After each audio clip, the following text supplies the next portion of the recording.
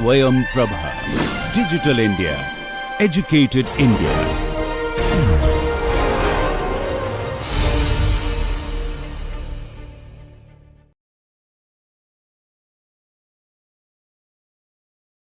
Welcome to lecture number 40 of this statistical thermodynamic course for engineers.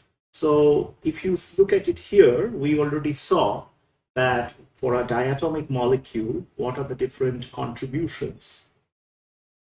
What are the different contributions that you are going to have for a diatomic molecule? So we already saw that for a diatomic molecule, okay, the contributions part, that what are the classical contributions, so the translational, rotational, vibrational modes. Okay, so we are going to continue in this line, and we are going to write that by invoking equipartition principle,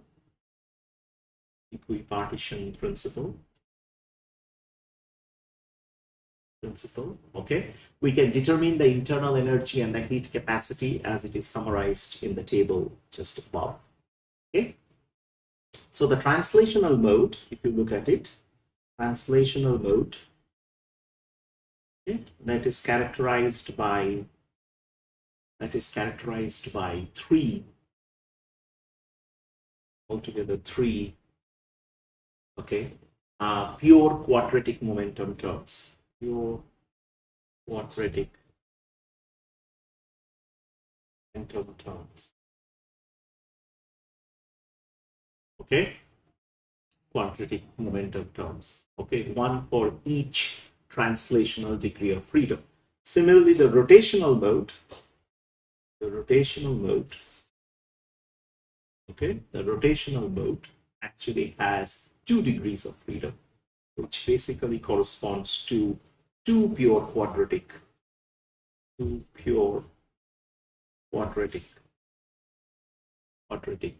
okay, momentum terms. Okay, now the vibrational mode, on the other hand, okay, this has got only 1 degree of freedom, but it has got 2 independent quadratic terms, one based on momentum, and the other is based on position.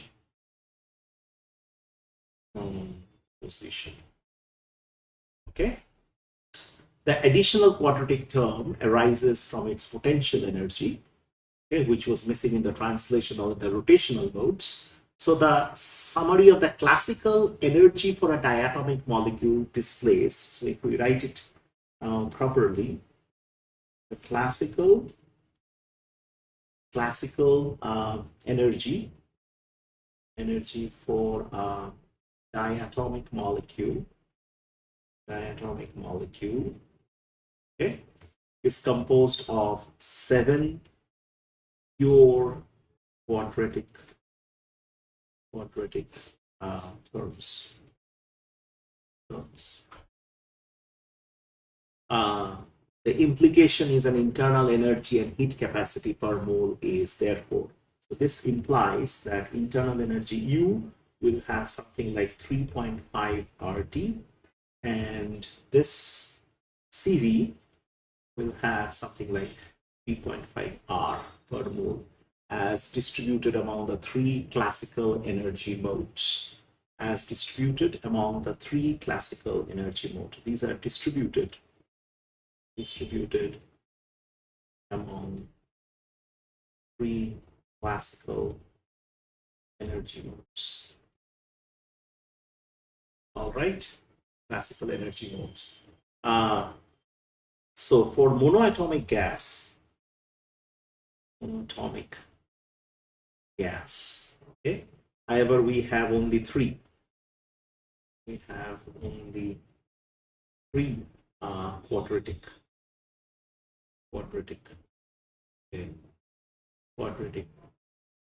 translational contributions.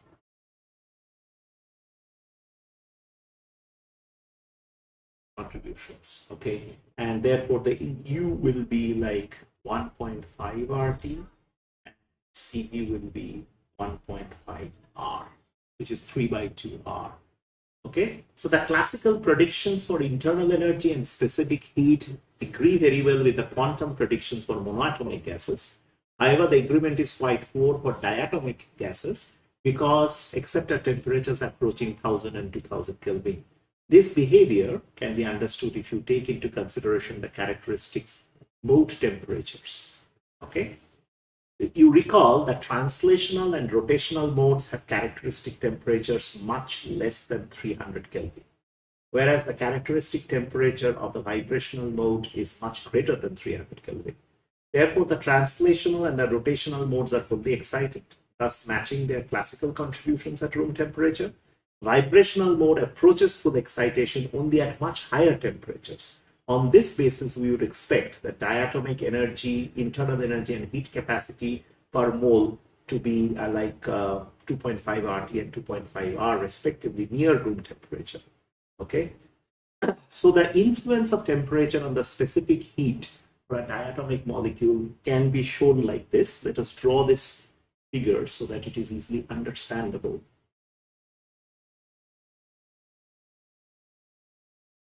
Okay, so this is the temperature. This is CV by R. So that what we write is basically, and let us put 3 demarcations now.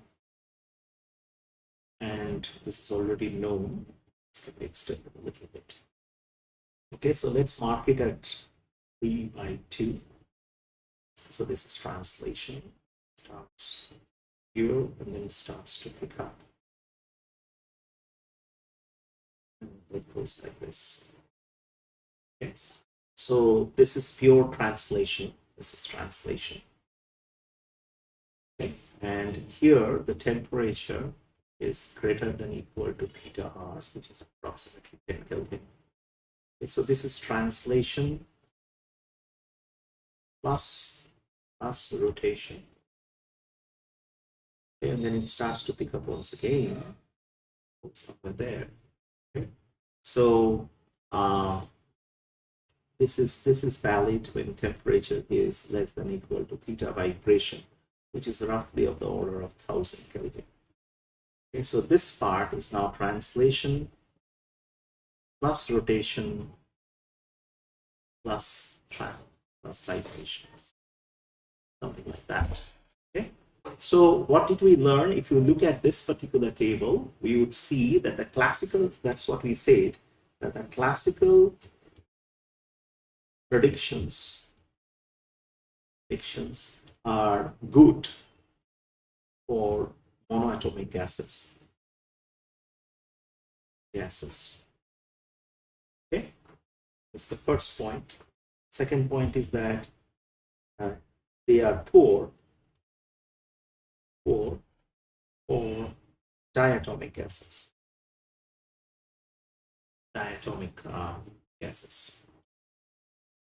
Except when the temperatures approaching is about 1000 to 2000 Kelvin. Okay, 2000 Kelvin. Okay, so this behavior, as we already said, that translational plus rotational modes are fully active at T less than equal to 300 Kelvin. Okay, vibrational mode, they are fully active or fully excited, whatever you call it. Okay, but however, the vibrational modes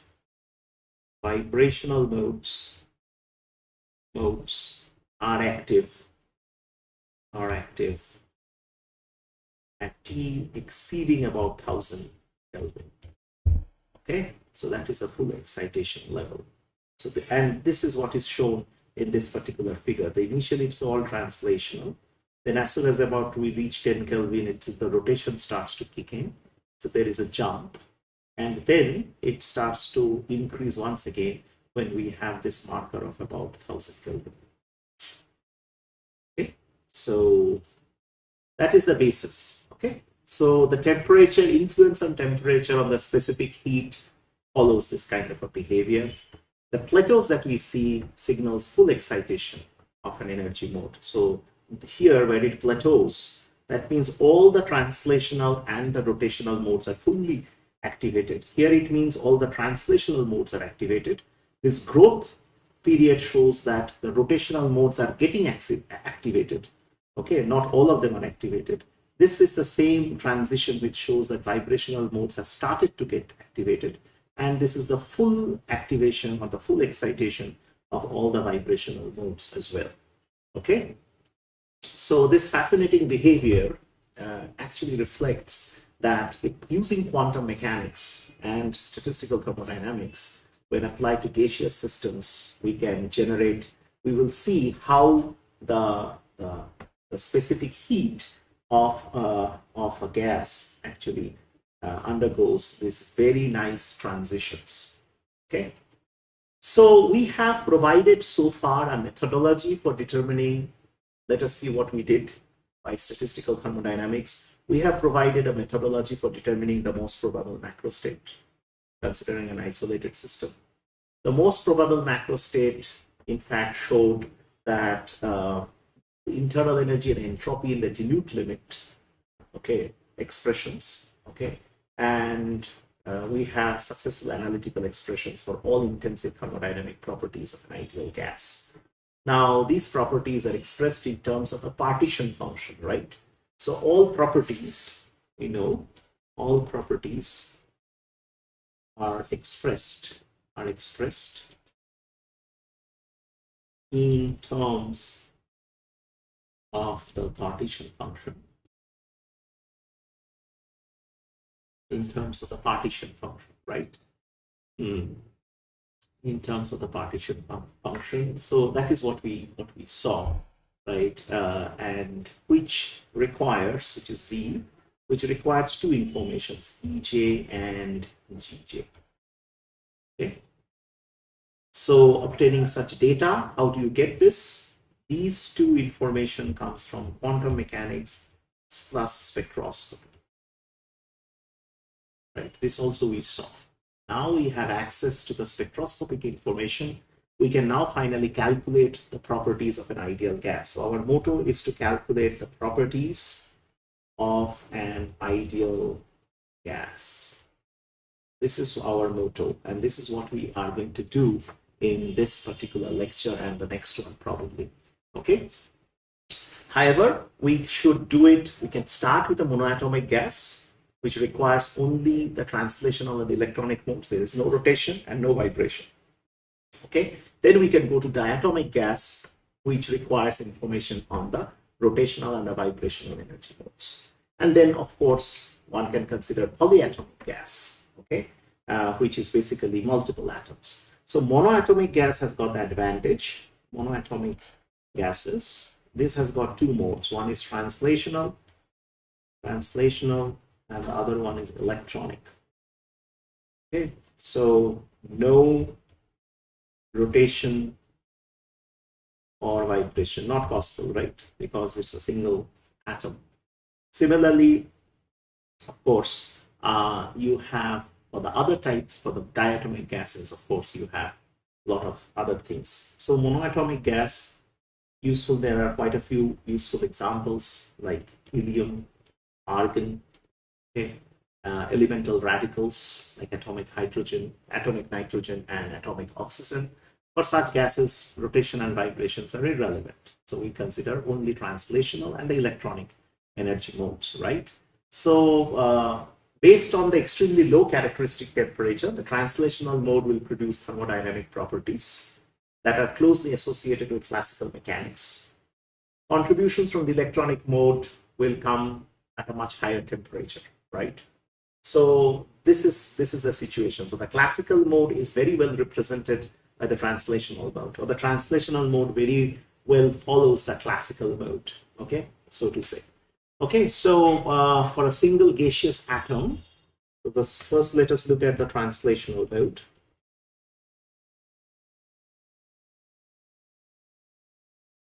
mode. Okay, so here energy translation is h squared divided by h m e third, n1 squared plus n2 squared plus n3 squared. Okay, three spatial quantum numbers, n1, n2, n3. Okay, that can take up any value. This can have any values from unity to infinity. Okay. So the contribution to the thermodynamic properties from any independent energy mode can be ascertained by determining its contribution to the partition function. So partition functions can be evaluated most directly by basically summing all these up over the states rather than the levels. So therefore, Z translational is given as, first we sum n1 equal to 1 to infinity, n2 equal to 1 to infinity, n3 equal to 1 to infinity. Got it? Okay, and then we write exponential for minus sign h squared h n e third 80. Then you have n1 squared plus n2 squared plus n3 squared. Okay, so the partition function, the generalized expression for the partition function for the translational mode is therefore given as summing over n1 equal to 1, or n rather,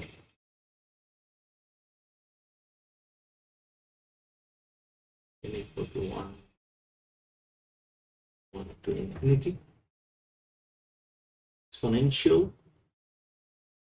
theta t n squared by t,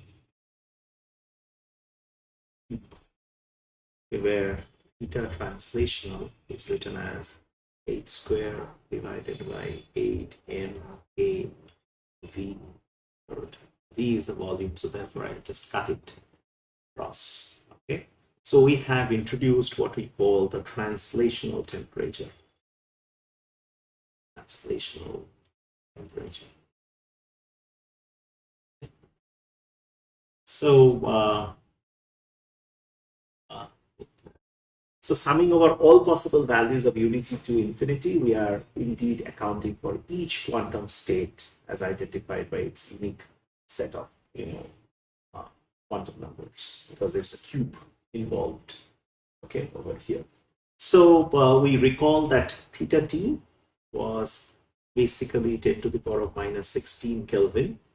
Okay, so any realistic assembly temperature can be converted to an equivalent integration now, okay, because incredibly minute separation between consecutive energy translation and energy levels, we have a continuous distribution of translational energies, continuous distribution like in classical mechanics. So the discretization is rather poor.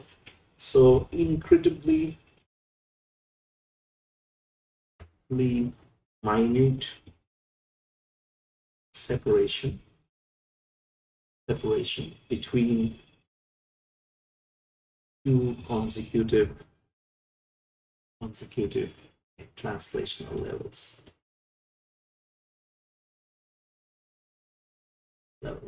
Okay, so it leads to an almost continuous distribution of translational energy.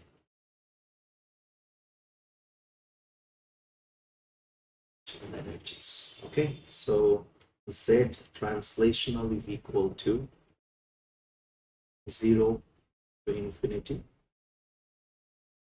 Okay, exponential minus theta t n squared by t dn. Okay, cube. This integration, if you perform, it will lead to half I t by theta t cube. If we substitute this, the Z translational energy therefore becomes 2 pi mkt by h squared whole to the power of 3 by 2 into p. So this is the translational partition function. Okay, can be also done over energy levels if you do the summation of energy levels using the density of states or evaluating the phase integral. But this is what it will get. There are varieties of ways to calculate it. This is the most important classical analog. Okay, so quantum mechanics is largely unnecessary for this because the equipartition principle is perfectly suitable for calculating the translational contributions to the thermodynamic properties. This is almost the classical equivalent, right? So the characteristic temperature of the translational mode is so small that the total number of quantum states is essentially equivalent to that of the translational mode. So therefore, using our criteria for dilute limit,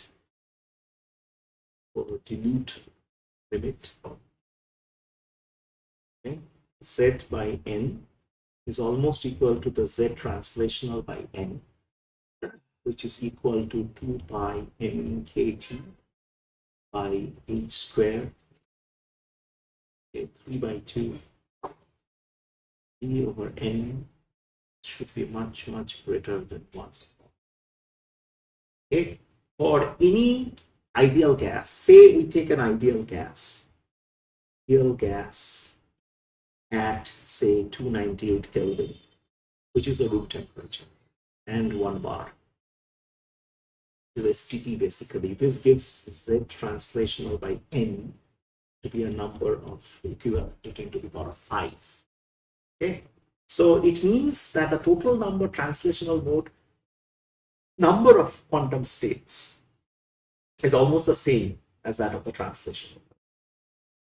Okay, so employing the translational partition function, now we may evaluate the contributions of the translational mode to the thermodynamic properties of an ideal gas. So URT, the translational component, is T ln Z translational divided by dt at constant volume. This becomes equal to 3 by 2. Similarly, for specific heat, it is CV by R translational, it is equal to d by dt square d ln Z translational by dt.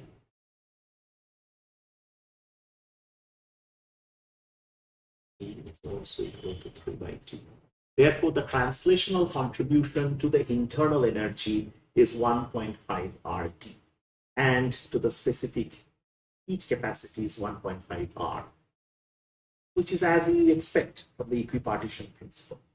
Okay, so for specific enthalpy also, so if we look at specific enthalpy, that is H by RT translational, this will be equal to 5 by 2. And Cp by R, the specific heat at constant pressure, that will be 5 by 2. The specific enthalpy and specific, so this is specific enthalpy, and this is specific heat constant pressure. Okay. So at this point, the pressure can be determined also by combining aspects of classical and thermodynamic properties. Okay, so that so pressure is given as minus P is equal to dA by dV E comma N. So where your A is basically the Helmholtz free energy. This you all know. Helmholtz free energy. Energy is given as minus nkt ln Z by N plus 1.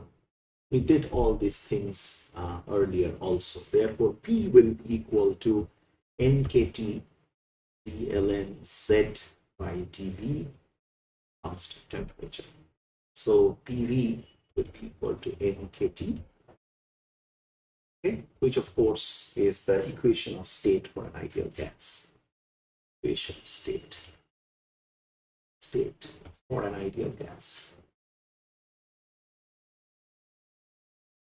Okay, so the obvious implication is that pressure arises pressure arises solely from translational mode.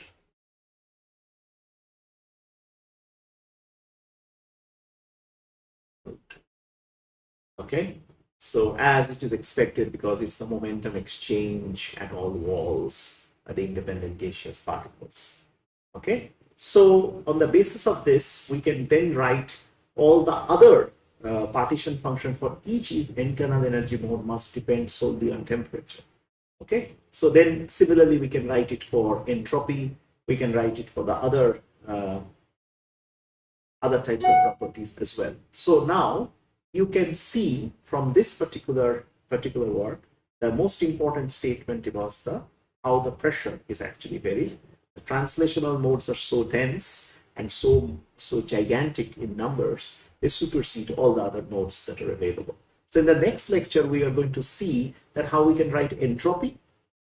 For example, we'll do a sample problem, okay, which will be on Helmholtz free energy, and then we will look at the contribution from the electronic energy modes, which is a little bit more involved than the other modes, right? So that will enable us to calculate the properties of a monoatomic gas, because as we say that the monoatomic gas essentially depends on the translational and the electronic mode. It does not depend on the vibration or the rotation, because they don't exist anyways. Okay, so we end the lecture here. We will convene with a little bit more detailed understanding of the electronic mode.